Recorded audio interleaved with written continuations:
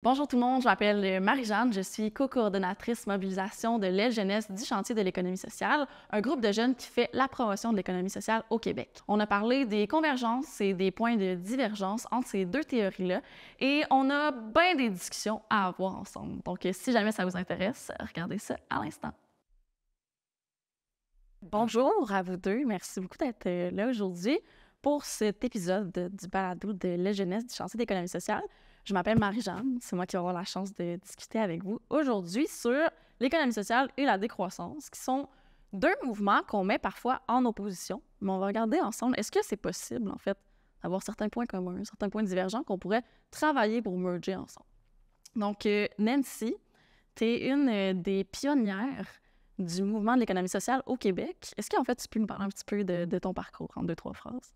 Oui, mais j'ai été effectivement impliquée depuis plus que 40 ans dans ce qu'on appelait le développement économique communautaire, un mouvement de démocratisation économique. Et j'ai été pendant 20 ans, une membre fondatrice, puis première directrice du chantier de l'économie sociale et dans une période où on a mis en place tout un écosystème. Mais je demeure active encore aujourd'hui dans un mouvement autour des systèmes alimentaires, mais aussi dans un mouvement pour la transition socio-écologique.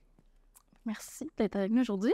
Et Yves-Marie, professeure à HEC Montréal, merci d'être là. Toi aussi, ton parcours, comment t'es arrivé ici au Québec à travailler sur la décroissance? Je le dis parfois un peu à cause du Québec, parce que j'arrivais d'Europe et j'ai quand même pris un choc existentiel. Bon, j'arrivais aussi dans une école de commerce, donc c'est pas n'importe quel endroit au Québec. Mais disons que le côté très nord-américain du Québec m'a frappé. Une espèce d'insensibilité à la question écologique, à la question de la justice sociale, en tout cas dans les milieux où j'étais en arrivant. Et ça a certainement provoqué une espèce de radicalisation. J'aurais pu basculer du côté sombre de la force, mais finalement ça a fait l'inverse. Et je me suis rapproché plutôt d'autres personnes au Québec, donc qui justement étaient plus sensibles à ces questions écologiques et sociales.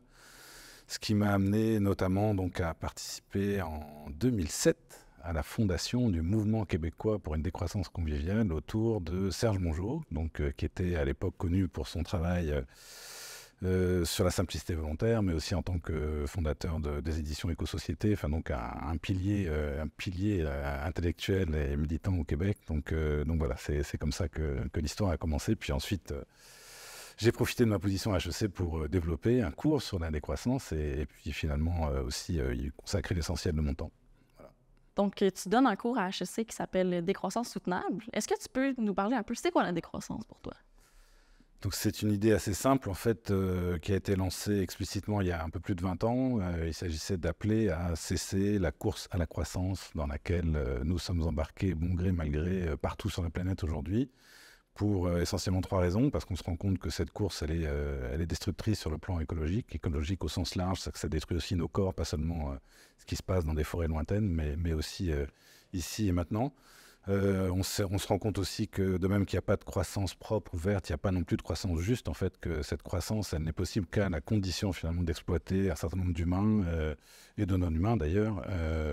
Et ça se traduit par toutes sortes de rapports très injustes, en fait. Et puis, troisième critique aussi, on est obligé de constater qu'on se retrouve au service nous-mêmes de cette croissance qui est censée nous servir, en fait. Donc, il y a une inversion des fins et des moyens.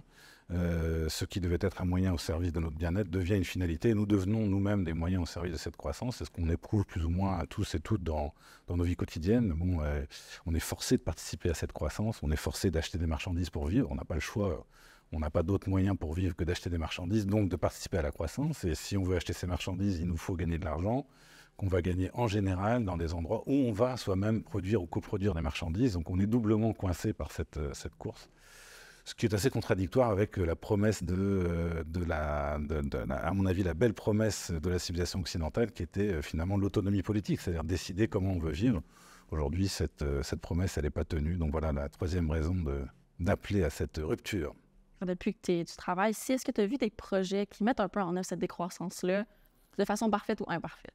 Oui, il y en a partout. Bon, donc, ce que je mets de l'avant le plus souvent, c'est ce qu'on appelle les communs aujourd'hui. Puis ça a beaucoup, évidemment, de points de convergence avec ce qui se fait du côté de l'économie sociale et solidaire. Mais donc, les communs, ça fleurit beaucoup actuellement pour toutes sortes de raisons. En général, les communs apparaissent là où il y a un problème non résolu. Et la solution, ce que ça a d'original, c'est que c'est une façon d'essayer de répondre à ce problème-là par et pour nous-mêmes, en fait. Donc, l'idée, c'est d'affronter ce problème, en fait, par et pour nous-mêmes, sans recourir à l'entreprise privée et à ses marchandises, mais sans recourir aussi à l'État et à ses services publics. Donc, comment s'autonomiser par rapport à ces deux grandes instances qui dominent un peu notre monde aujourd'hui.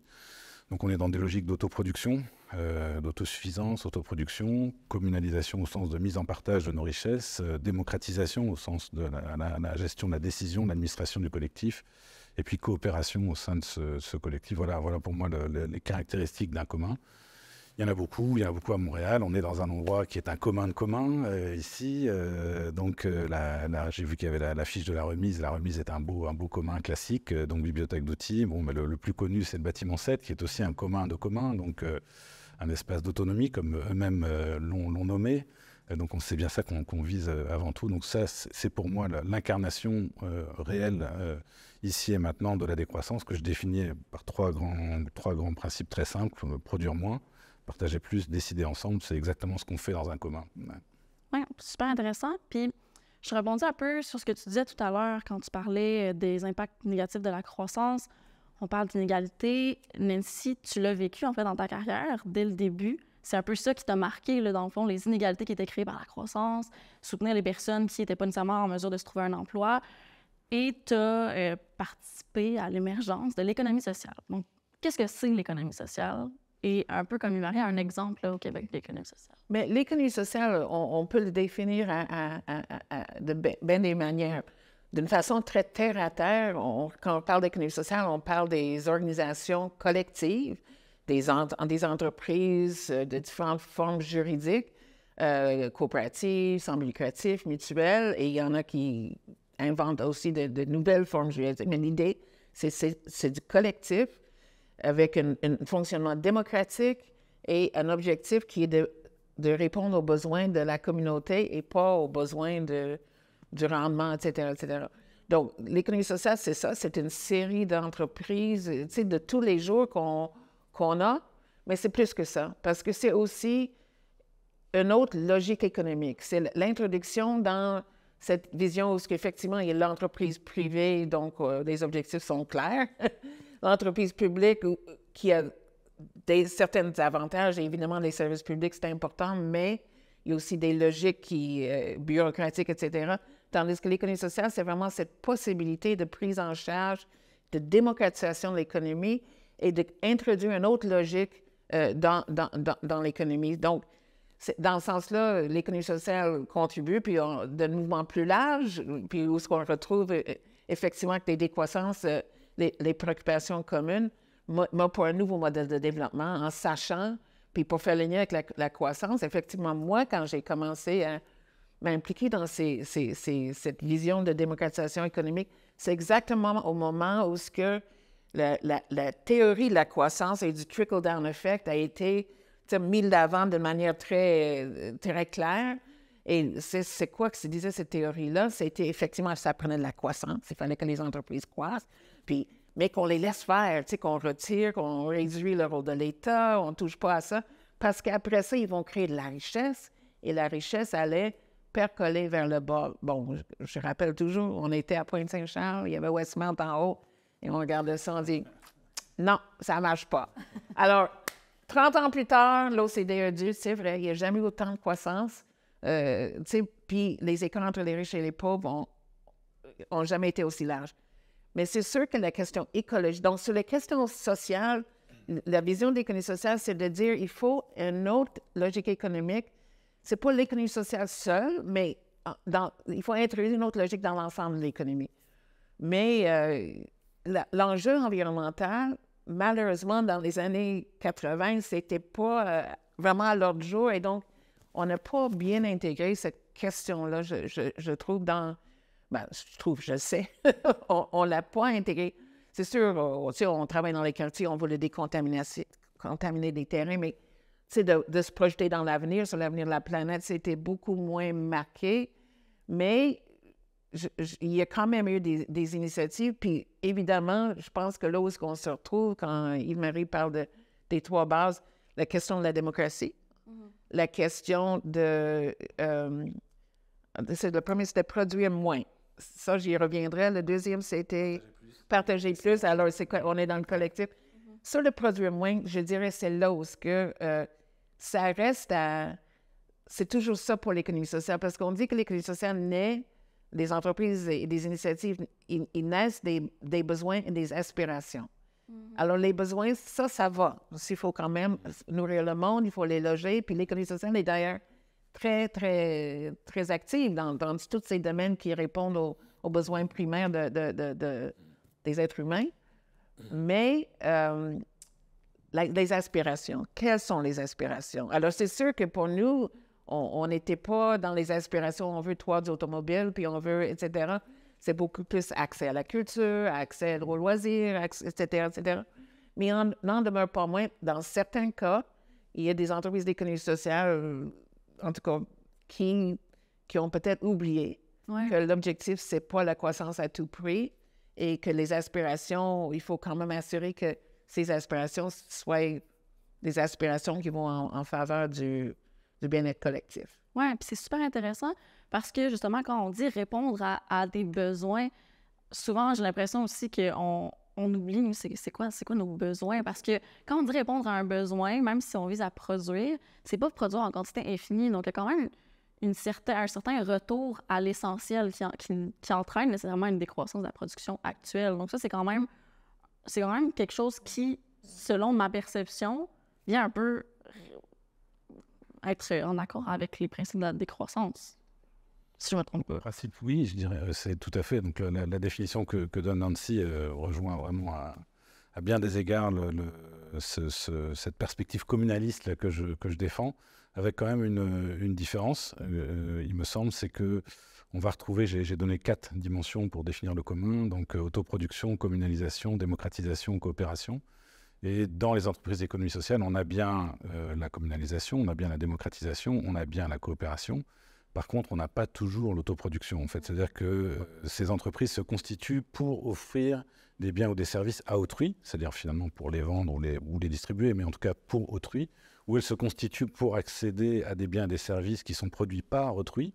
Et donc, on n'est pas dans le par et pour nous-mêmes, en fait. Et c'est peut-être là qu'est le piège, parce qu'on se retrouve finalement dominé, on reste dominé finalement par le règne de la marchandise, pour parler comme les marxistes, c'est-à-dire qu'on se retrouve face à des entreprises qui, elles, effectivement, vont mettre sur le marché des entreprises avec des moyens qu'en général, on n'a pas. Donc, on va se retrouver en concurrence avec ces entreprises. Et si on veut continuer à exister en tant qu'entreprise d'économie sociale, en fait, on va bien souvent être obligé de courir, de participer à cette croissance. Et pour ne pas se faire éliminer, bien souvent, il va falloir adopter les principes de la fameuse entreprise privée. Donc, en fait, la domination de l'entreprise force ces projets d'économie sociale qui sont très pertinents, qui sont très, à mon avis, tout à fait en ligne avec ce que je dis, mais les force finalement à perdre de vue une partie de leur mode de fonctionnement, de leur mission parfois, tout simplement pour continuer à exister. Donc c'est là où il y a une différence, me semble-t-il, assez importante avec les communs, d'où l'insistance que je mets à mettre de l'avant le principe d'autoproduction, d'autosuffisance, etc. Donc on le retrouve avec il me semble que la coopérative de solidarité au Québec essaye justement de compenser un peu ce problème-là en essayant de mettre tout le monde autour de la table, pas seulement d'un côté les producteurs ou les consommateurs, mais mettre consommateurs et producteurs ensemble, plus la communauté. Là, il y a un effort qui est très intéressant pour justement essayer de traverser cette frontière entre production et consommation. Parce que, en tout cas, permettez de dire que je ne pense pas que c'est une fatalité, ce qu'on dit. Moi, je suis d'accord que, tu sais, puis on a des exemples d'entreprises d'économie sociale, qu'elles soient coop ou au BNL aussi, mais, tu sais, qui ont rentré complètement dans la logique du marché, puis de la croissance, etc. Mais il n'en demeure pas moins que le mouvement émergence, que je pense qui est venu des mouvements sociaux, qui est ce qu'on appelle le mouvement d'économie sociale aujourd'hui, c'est pas pour rien qu'on était conscient de ce danger-là. On l'est, en tout cas, je parle de on, parce que même si je suis une vieille, je considère que je fais partie du mouvement. Mais on est conscient et même dès le début au chantier, on a dit il faut que les mouvements sociaux soient là. Il faut qu'autour de la gouvernance, le mouvement environnemental, le mouvement syndical, le mouvement des femmes soient présents pour être justement vigilants par rapport à cette question-là. Parce que oui, une entreprise coopérative ou sans but lucratif et mutuelle peut fonctionner dans une logique presque dans un marché capitaliste et agir de la même manière. Mais il y a d'autres façons de faire. Et comment on résout ça? C'est par la mutualisation, par le réseau, par l'organisation politique. C'est pour ça qu'on est content d'avoir un jeunesse chantier, d'avoir des organisations comme ça, des pôles régionaux. Il faut comme où est-ce que les liens se font et doivent se faire, et moi je veux dire de plus en plus, entre le mouvement écologique, entre le mouvement pour la décroissance, pour qu'on se challenge mutuellement pour avancer. Mais je pense que c'est pas... c'est dans ce sens-là, ça dépend. Et c'est pour ça que je dis, on ne peut pas définir l'économie sociale juste comme une entreprise si on veut qu'il soit transformatrice. Il faut qu'il soit défini aussi comme une vision, comme une logique, comme un mouvement, parce que c'est ça qui fait en sorte qu'il y a toujours des dérives partout, dans tout, mais en général, on puisse pousser cette énergie dans cette direction-là. Et moi, je pense que c'est possible et même c'est nécessaire parce qu'au bout de compte, et ça a toujours été le défi, c'est que si on veut avoir un nouveau modèle de développement, il faut quand même produire et échanger des biens et des services, ce qui est l'économie. Alors, comment on va le faire d'une manière respectueuse de la planète, etc.? Bien, je pense que l'économie sociale reste une composante importante. Pour rebondir, si tu me permets, je rejoins beaucoup Nancy, donc on est vraiment d'accord sur plein d'aspects. Par contre, c'est ça quand tu dis une composante. Si j'avais donc aujourd'hui une critique générale à formuler à l'égard de ce qu'on appelle l'économie sociale et solidaire, c'est sa tendance à vouloir se contenter d'être le troisième pôle de l'économie, en fait. Et à mon avis, tant qu'on reste dans cette position-là, tant qu'elle reste dans cette position-là, elle se condamne en fait à rester ce qu'on appelle parfois un tiers secteur, c'est-à-dire un secteur dominé et par l'État et par le monde du privé. Et donc, elle se cantonne aussi, elle se condamne à faire un peu le sale boulot. Et donc à être ce que j'appelle les éboueurs du capital, c'est-à-dire prendre en charge finalement toutes les cochonneries que génère ce monde-là, tout ce qu'on appelle en économie les externalités négatives, donc à la fois sur le plan écologique, sur le plan social. On se rend compte que concrètement, c'est ce que font beaucoup d'organisations et d'entreprises d'économie sociale. C'est essayer de nettoyer ce monde-là. Alors c'est tout à fait noble comme activité, le nettoyage, essayer d'atténuer les problèmes qui sont générés par notre monde, c'est très noble, c'est très essentiel, mais ça ne transforme pas la société. Les éboueurs, ils sont très essentiels pour que la société fonctionne, mais ils ne transforment pas la société. Pour moi, à mon avis, actuellement, je trouve que du côté de l'économie sociale, il y a trop de gens qui se disent, voilà, nous, on est le troisième pôle, on est là pour ça, mais il n'y aura aucune transformation. Ils aident ce monde-là, au contraire, à se perpétuer, donc ils font partie du problème. C'est un peu le problème, c'est qu'ils prétendent s'attaquer à un problème qu'en fait, ils contribuent aussi à perpétuer en jouant ce simple rôle. Mais Yves-Marie, c'est exactement pour ça qu'on a défini la mission de chantier. On dit développer l'économie sociale comme une composante d'un nouveau modèle de développement. Donc, c'est vrai que la vision gouvernementale, j'achète ça. Mais je pense qu'il ne faut pas sous-estimer tout l'apprentissage et tout le mouvement et comment, si je le regarde aujourd'hui, par exemple, les initiatives d'économie sociale, oui, au début, c'était beaucoup lié à de répondre à un certain nombre de besoins, ce qui est normal parce qu'on dit ça, alors les CPE, puis les coop d'habitation, etc. Mais il y a toujours, et on l'a toujours dit, l'économie sociale n'est pas là pour ça. Même en 1996, dans notre document fondateur, c'était oui, on doit prendre en charge, mais est-ce qu'il y a une responsabilité de l'État? Ça, c'est sûr. Par rapport à la question d'être un troisième secteur, moi, je suis d'accord. Moi, je pense que l'Alliance, par exemple, dans le mouvement de transition écologique, moi, je ne vois pas de place pour le privé. Cette logique économique doit être balayée. Là. Et d'ailleurs, c'est pas pour rien qu'au Québec, on s'est battu contrairement au reste du Canada puis aux États-Unis à dire qu'il y a une différence entre le collectif et le social enterprise, l'entreprise sociale, puis c'est pas grave, en autant que l'intention est bonne. Il y a eu une pression incroyable là, pour que ça rentre ici, puis on a dit non. Donc, je pense qu'effectivement, il y a toute l'évolution d'un mouvement, fallait exister. Puis c'est vrai que ce discours-là de dire, même si on a toujours dit un autre modèle de développement, il fallait quand même comme se positionner pour exister, parce qu'on n'existe pas, on ne fait même pas partie du débat. Mais c'est clair pour moi, tu sais, bon, peut-être que je me radicalise en vieillissant, mais la situation est urgente, puis l'autre logique économique dont on parle, c'est essentiel, et donc les coalitions qu'on doit faire doivent être larges, mais je pense que la logique du privé, il y a peu de place pour ça. Mais entre ça, puis je pense que c'est une question de comment on approche.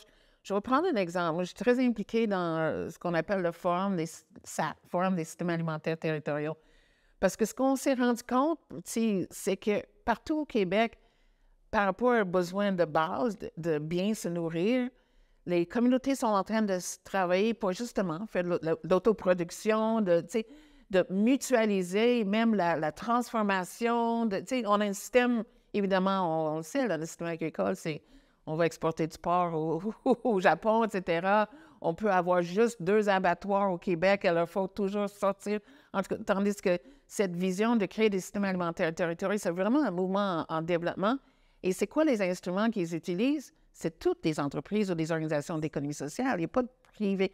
Il y a des cultivateurs qui sont autonomes, là, mais alors, je pense qu'il y a moyen, puis il y a dans l'économie sociale aujourd'hui, puis le mouvement, en fur et à mesure que ça évolue, ce réflexe, effectivement, de se rapprocher de cette autoproduction, de cette production locale. Mais aussi, la différence qu'il y a 25 ans, c'est qu'on a des outils pour pouvoir le faire. On a des politiques qu'on n'avait pas. Donc, il y a une possibilité, mais c'est sûr que les politiques ne font pas en sorte que ça devienne transformatrice. Ça, c'est ce qu'on fait au-delà de partir de notre entreprise. C'est comment on parle les entreprises, puis comment on se met dans un réseau, mais dans un mouvement plus large. Oui, puis je rebondis un peu sur un mot important, je trouve, qui est évolution. Quand on parle d'évolution dans le mouvement social.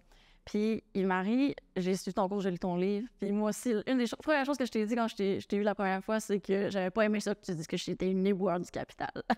Parce que je comprends que la finalité, tu sais, je pense qu'ensemble, on a tous la même vision d'une finalité où est-ce qu'on réussit à se débarrasser de ce système économique-là.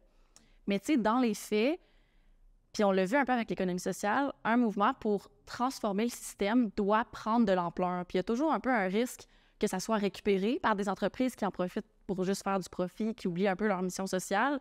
Mais je me demande, comment est-ce qu'on fait pour transformer ce système-là, tant c'est une entreprise privée, sans justement prendre le risque de se faire récupérer, puis de devenir gros, puis peut-être de voir loin notre objectif là, de réussir à faire de l'autoproduction, mais c'est quoi les étapes pour se rendre là? Puis est-ce que justement, c'est ça, comment on fait pour s'en sortir sans tomber dans les pièges traditionnels du capitalisme? J'en sais rien de ce qu'on peut faire. Si on regarde les origines de l'économie sociale, ça date du 19e siècle avec des humains qui étaient plus en colère que nous, plus nombreux que nous, qui subissaient des choses encore plus horribles que nous, qui ont mis leur vie en jeu pour essayer d'abattre ce système, qui n'ont pas réussi. Donc, faut commencer par être très humble par rapport à ce qui a été tenté et reconnaître qu'on ne sait pas. La solution, on l'a pas. Je veux dire, si on l'avait, ça ferait longtemps qu'on se serait débarrassé du capitalisme, il me semble. Donc ça, c'est le premier point. Le deuxième point, c'est l'objectif. C'est arrêter de dire qu'on est très content d'être le troisième pôle du système économique. C'est-à-dire on veut être le seul pôle, on veut être l'économie. L'économie, c'est nous. C'est ni les énormes bureaucraties étatiques qui posent plein de problèmes, ni les entreprises privées, sous toutes leurs formes d'ailleurs. Donc c'est déjà dans l'objectif, c'est majeur de poser ça. Alors je comprends que pour aller chercher des sous auprès de Fitzgibbon, on dise on est le troisième pôle, donnez-nous un peu de fric. Ok, d'accord, mais il y a des risques avec tout ça. Mais qu'au moins entre nous, on ait des discussions claires. C'est-à-dire l'objectif, c'est la sortie du capitalisme. C'est qu'il n'y ait plus qu'une seule façon de subvenir aux nécessités de l'existence, c'est l'économie sociale, mutualisée, enfin tout ce que Nancy a en tête. Bon, puis on est très proche, j'ai l'impression, sur le fond là-dessus. Ce serait déjà clarifier la direction. Après, oui, on va faire des compromis. Après, on va jouer des tactiques, on va faire toutes sortes de choses. En essayant de s'inspirer de toutes les erreurs du passé. Et ça suffira peut-être pas. Mais au moins se donner comme objectif clair de dire on veut sortir de ce machin-là. C'est la condition de ne pas se satisfaire tant qu'on n'est pas rendu là. Mais moi, j'irais plus loin parce que j'ai vraiment pragmatisme, c'est-à-dire qu'il faut non seulement juste le dire, mais il faut avoir une stratégie qui permet de le faire. Et cette stratégie-là ne peut pas être autrement que de s'allier à des mouvements sociaux plus vastes, à vraiment, tu sais, moi, j'ai toujours cru, là, oui, on a travaillé avec le gouvernement, bien, on continue de le faire, puis mais il faut la rue. Il faut l'expression politique et contestataire. Donc, je pense que c'est vraiment essentiel qu'on puisse travailler en étroite collaboration et à la fois mobiliser les gens pour dire basta par rapport à cette économie avec toutes les conséquences qu'on connaît. Puis cet écosystème de l'économie néolibérale, parce que nous, ce qu'on veut, c'est remplacer par un écosystème d'une économie sociale et solidaire. Bon, on aurait des débats sur jusqu'où on va au niveau de l'État. Mais ça, c'est une autre discussion. Je pense qu'on n'aura pas le temps aujourd'hui. Mais il n'empêche que c'est un continuum qui appartient d'une manière ou d'une autre à la collectivité et qui a d'une manière ou d'une autre un élément de démocratisation économique. Ouais. Et ça, pour moi, c'est ça l'économie de l'avenir. Puis c'est urgent, mais donc il va falloir aussi contester et pas simplement dire oui, on est l'alternative, il faut que ça bouge. On a des outils financiers aujourd'hui, là, étatiques ou même qui appartiennent au mouvement, au niveau du mouvement syndical, etc.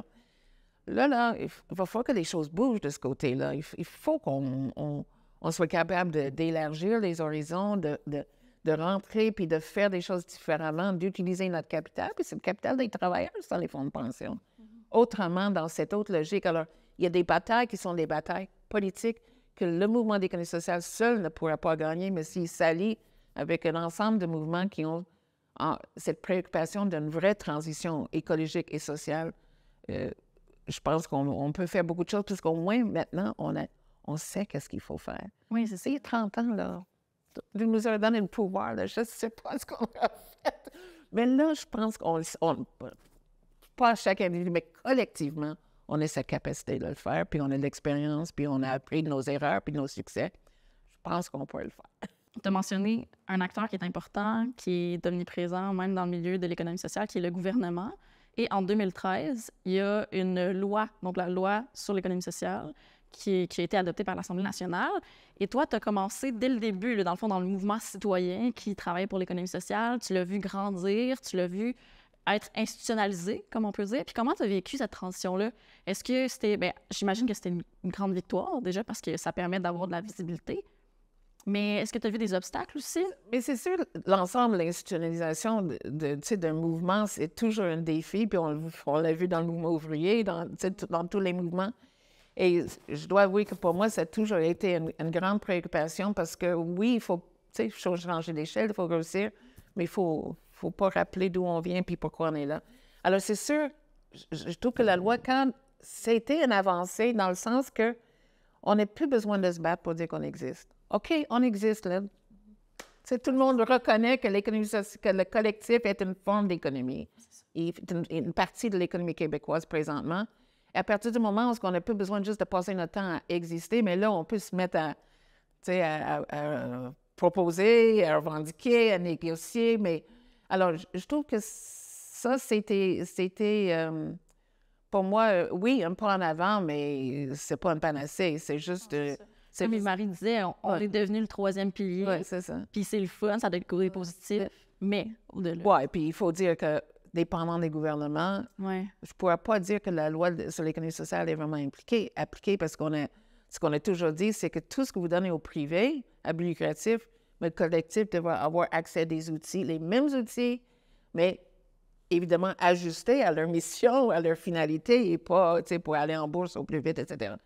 Et ça, on est encore loin de la coupe. Oui, je comprends.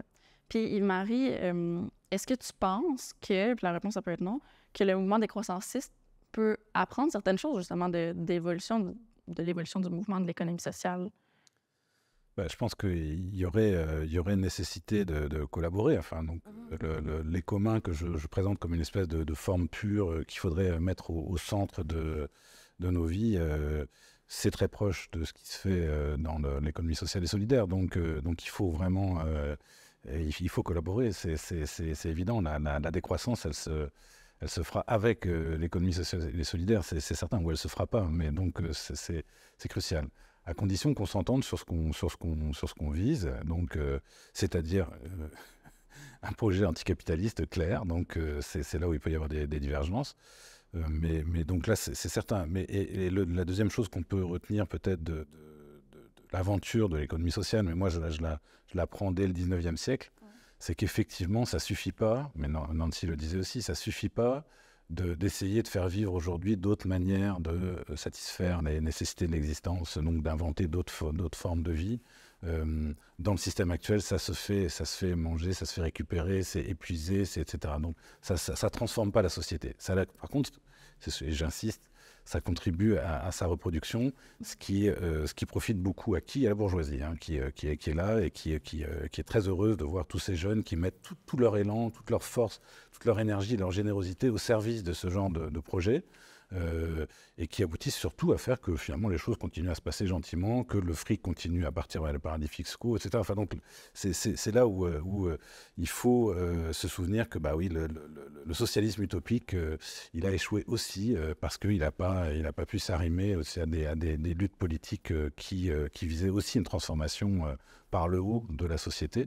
Donc combinaison initiative concrète et lutte politique légale, symbiotique, comme dit Eric Olin Wright, dans le cadre des lois, ou conflictuelle, donc lutte de rupture aussi dans certains moments. Donc on ne s'en sortira pas sans doute sans ça. C'est aussi ce que l'histoire montre, c'est qu'il faut combiner les initiatives concrètes, donc perspectives interstitielles, des démarches plus symbiotiques, créer un chantier de l'économie sociale, et puis des démarches plus conflictuelles, en rupture avec l'ordre existant. C'est minimalement ce qu'il faudrait réussir à combiner, sans savoir une fois encore si on va y arriver ou pas. Mais je pense que c'est les conditions de possibilité. Alors, moi, je suis quelqu'un de très pragmatique. Alors, j'aurais une proposition de faire, Yves-Marie. D'accord.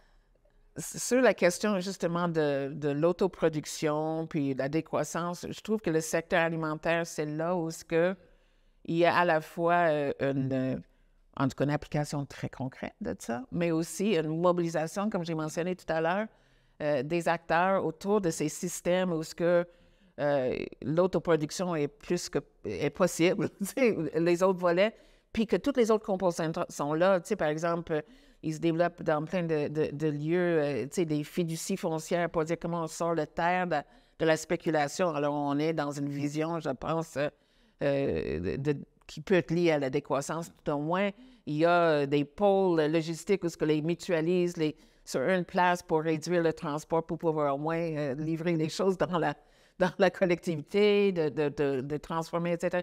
Donc, il y a plusieurs façons, des nouveaux outils pour qu'on achète directement du producteur. Alors, je trouve que là, c'est là où probablement on est le plus près de ce qui est cette vision de Serge Mangeot et tout ça.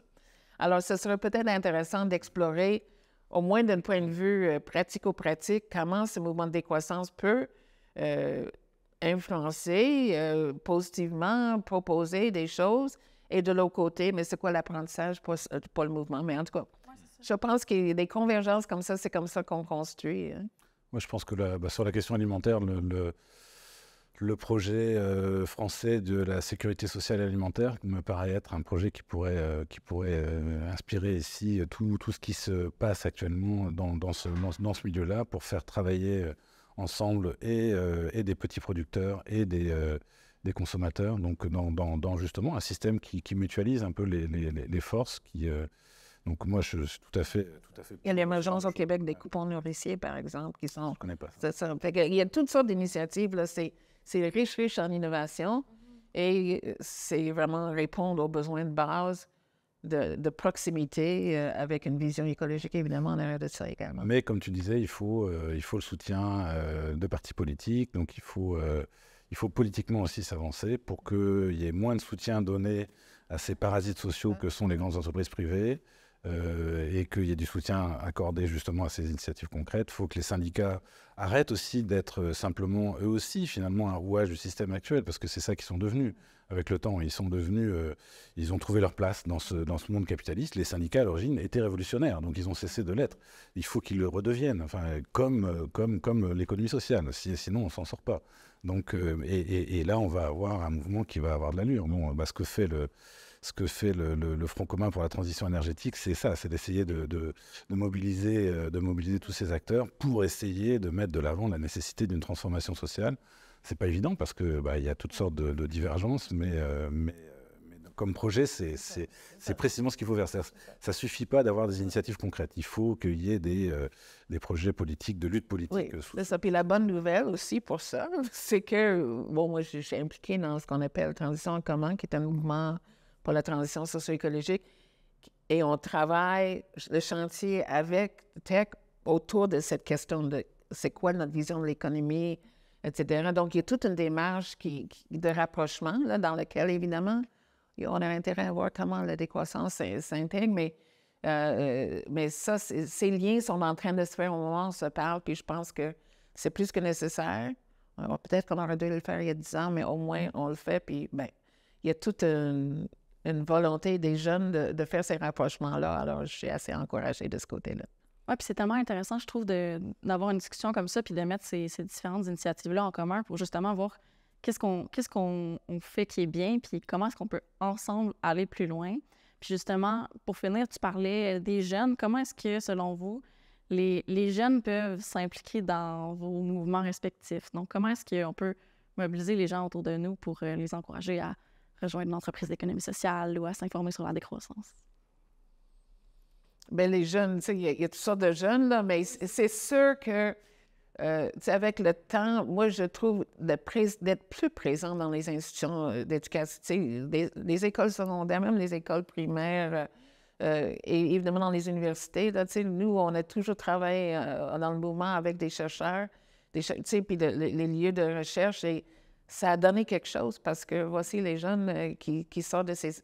Mais on n'a pas travaillé assez à niveau de l'éducation primaire et secondaire, et pour moi, c'est vraiment important. Si on regarde le mouvement environnemental, la leçon, personne n'est intéressé par le recyclage, etc. Puis eux, c'est ce qu'on appelait des écoles Brundtland. Et c'est les enfants qui retournaient chez eux et disaient aux parents « Hey! » Alors, je pense que, oui, il y a des jeunes qui sont mobilisés pour l'économie sociale, pour la décroissance, pour la transition, mais il faut élargir cette mobilisation-là, puis... En tout cas, toutes les efforts sont bons, mais je trouve qu'on n'investit pas assez dans les milieux d'éducation. Ouais, moi, si j'étais jeune aujourd'hui, je serais doublement en colère que d'être né dans un monde qui va mal, mais doublement en colère aussi d'entendre tous les vieux dire « c'est vous les jeunes qui allez faire la transformation ». Alors que qui a le pouvoir d'agir aujourd'hui, c'est les vieux, enfin, c'est pas les jeunes. Donc les jeunes ont évidemment leur place, mais ceux qui ont le pouvoir de faire quelque chose, c'est plutôt les gens de mon âge. Donc c'est plutôt de ce côté-là qu'il faudrait mettre la pression en priorité. En tout cas, il y a une façon de se déresponsabiliser sur la jeune génération que je trouve assez exaspérante. Donc, ce serait ma première remarque. Pour le reste, oui, il y a clairement un intérêt aujourd'hui pour les idées de la décroissance du côté de la jeune génération. C'est ce qui me permet de donner un cours à HEC, c'est qu'il y a des jeunes qui veulent entendre parler de ça. Donc, c'est pas l'école qui a décidé qu'il fallait qu'on parle de ça à l'école. C'est parce qu'il y avait un marché d'étudiants qui étaient prêts à prendre ce cours-là. Donc ça, c'est déjà là. Enfin, il y a un intérêt très, très, très évident pour vraiment des positions plus radicales aussi, plus radicales que celles... des décennies qui ont passé. Donc on n'est plus seulement dans une critique de néolibéralisme, on est à nouveau dans une critique plus fondamentale du capitalisme, quelle que soit sa forme, néolibérale ou autre. Et ça, pour moi, c'est plutôt encourageant, et c'est porté plutôt par les jeunes. Oui, mais je trouve ça vraiment intéressant. Puis je trouve, ce qui me marque vraiment de la discussion qu'on a eue ensemble, c'est justement de mélanger les stratégies, justement, au niveau politique, au niveau être dans la rue, mais aussi au niveau de la réflexion dans les théories qu'on élabore. Puis je pense que c'est important, comme on l'a mentionné, de ne pas satisfaire, de ne pas s'asseoir sur nos lauriers une fois qu'on a réussi à avoir une loi ou une fois qu'on a réussi à créer une entreprise d'économie sociale, toujours se challenger. Puis je pense que la conversation qu'on a eue aujourd'hui a un peu réussi à faire ça, se challenger chacun de notre côté. Donc, merci beaucoup d'avoir participé à cette discussion. Est-ce que vous avez une initiative que vous aimeriez mettre de l'avant ou un message à donner aux personnes qui nous écoutent pour finir ce balado? Ça, c'est difficile comme question. C'est ça. Mais moi, en tout cas, je dis souvent aux gens, dans l'histoire, là, tu sais, le monde va mal, là, on s'entend, ça va pas bien, là. Mais il y a toute cette foule d'initiatives, tu sais, le monde sur le terrain, un peu partout, au Québec, mais ailleurs aussi.